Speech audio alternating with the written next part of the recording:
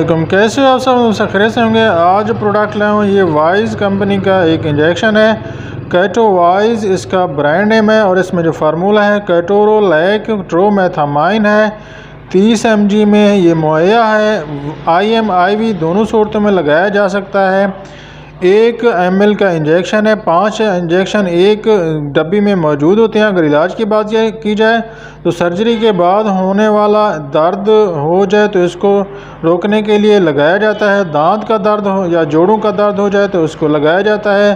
दर्द ख़त्म करने के लिए पट्टों, मोच या चोट के दर्द के लिए इलाज के लिए इस्तेमाल किया जाता है। कमर या गर्दन का दर्द हो जाए तो उसको ख़त्म करने के लिए कैटोवाइज इंजेक्शन लगाया जाता है। माहवारी का दर्द हो तो उसमें भी इसको लगाया जा सकता है।